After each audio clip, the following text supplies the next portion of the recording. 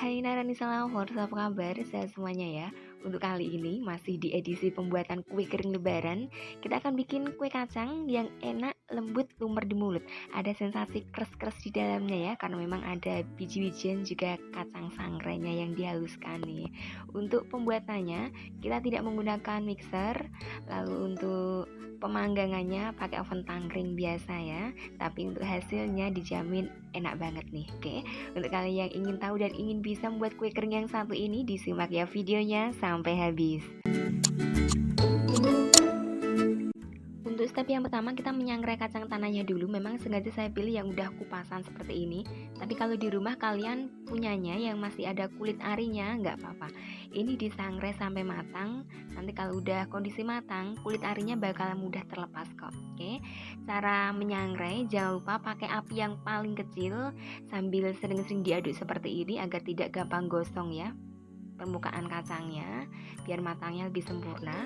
Nah, kalau udah kondisi matang, berhubung saya nggak punya chopper, jadi saya tumbuk secara manual seperti ini pakai ulekan ya, kayak gini. Masukkan di dalam kantong plastik, lalu kita tumbuk sampai ini kondisinya halus. Oke, jadinya seperti ini nih. Dan ini adalah bahan-bahan yang harus kita persiapkan dalam pembuatan kue kacangnya.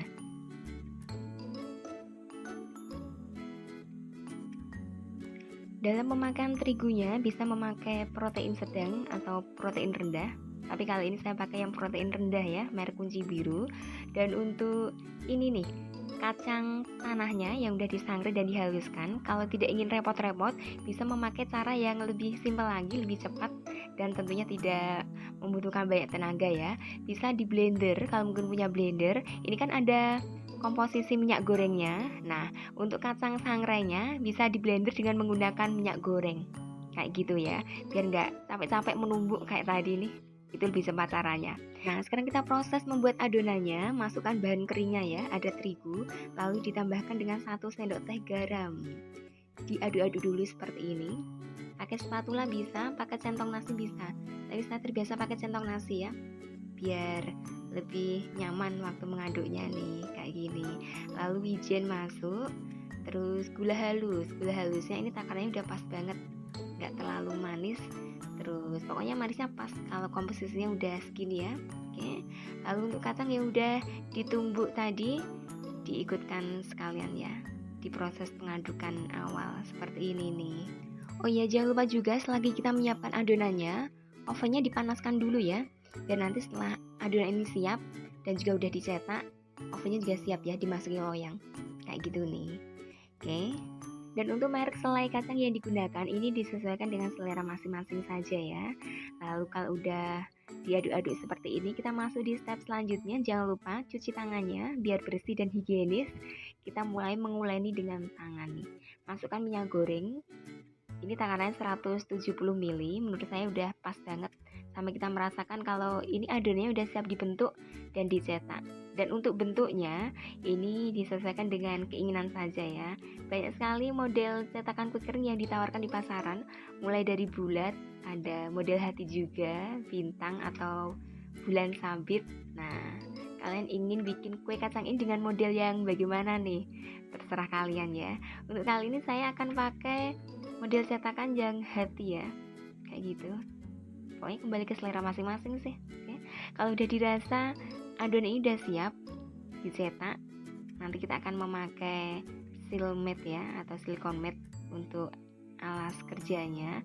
Kalau tidak punya silicone mat, bisa menggunakan plastik yang dibelah jadi dua, kan udah kondisi yang lebar tuh. Nah, itu bisa digunakan untuk alas menggilasnya kayak gitu ya.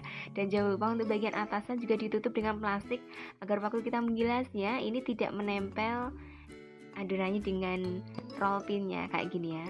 Kalau punya roll pin bisa dipakai, kalau nggak punya bisa pakai botol kayak orang zaman dulu ya, pakai alat tradisional waktu menggilas kerupuk. Nah, kayak gitu nih. Untuk tingkat ketebalannya saya pakai sekitar 1 cm ya. Lalu kita mulai mencetaknya dengan cara seperti ini nih. Kalau nggak punya cetakan bisa dibikin bulatan biasa, lalu dipipihkan, nanti akan menyerupai koin bulat-bulat biasa. Nggak apa-apa ya kalau mungkin keterbatasan alat, kita bikin secara manual untuk bentuknya ya. Nah, kalau udah tercetak seperti ini, Bisa dimasukkan di atas loyang berbaris seperti ini ya. Diatur jaraknya jangan terlalu mepet, biar nanti waktu mengolesnya juga kita lebih gampang ya kalau ini tatanannya rapi kayak gini nih. Untuk pengolesannya kita pakai 1 kuning telur, ini udah cukup ya, 1 kuning telur yang ukuran telurnya agak besar. Lalu bisa dicampurkan dengan 1 sendok makan madu kalau punya ya. Tapi kalau nggak punya madu bisa pakai 1 sendok makan minyak goreng.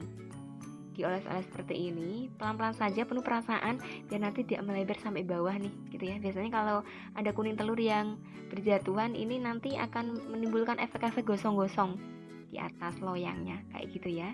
Nah kayak gini, penggunaan kuasnya usahakan ini jangan terlalu besar, sekiranya cukuplah kalau kita mengoleskannya di atas kue keringnya. Oke. Untuk toppingnya sesuai selera juga. Saya pakai kacang sangrai yang udah ditumbuk kasar seperti ini ya. Kalau mau pakai biji wijen ini juga bisa. Pokoknya kalau yang namanya topping itu sesuai selera kita masing-masing. Mau dibikin polosan juga nggak apa-apa ya. Jadi cuma dioles-oles saja, nggak usah dikasih topping apapun di atasnya. Oke. Lalu kita oven pakai settingan api kecil cenderung sedang. Dan untuk durasi waktunya antara 25 sampai 30 menit ya. Kalau kita pakai 2 loyang nanti dirotasi. Setengah jalan kita mengoven, nanti yang loyang bagian bawah diputar di atas, lalu yang atas dipindah ke bawah kayak gitu ya. Nah, kalau udah matang jadinya seperti ini nih. Untuk mengeluarkan dari loyangnya, jangan lupa sesaat ini setelah keluar dari oven ini kondisinya masih rapuh, jadi dibiarkan agak dingin dulu. Kalau udah kondisi dingin baru dilepas, baru dipindah di tempat yang berbeda kayak gitu ya. Nah, untuk permukaannya seperti ini, golden brown ya, cantik banget.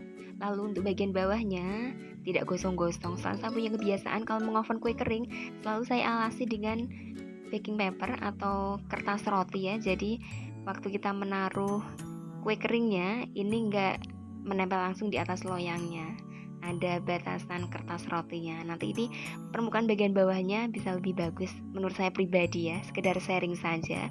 Lalu untuk tekstur bagian dalamnya seperti ini, kokoh waktu dipegang tapi lumer saat ini digigit.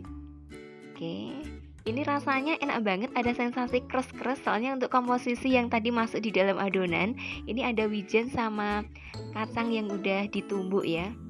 Jadi untuk rasa manisnya dapat, rasa gurih dari kacang juga wijennya dapat. Ini sesuatu yang menurut saya patut dicoba nih ya. Nggak cuma kita merasakan kacang aja di dalamnya, tapi juga ada wijennya. Nah kayak gitu nih. Gimana, mau bikin isian toples lebaran sendiri atau ingin dijual kembali? Insya Allah ini layak jual ya. Yang suka dengan video ini jangan lupa di subscribe dulu, dinyalakan lonceng notifikasinya juga, biar kalian tidak ketinggalan tutorial terbaru dari Naranisa Cake. Makasih ya atas kesetaan di channel ini, ditunggu lagi untuk video berikutnya. Sampai jumpa lagi.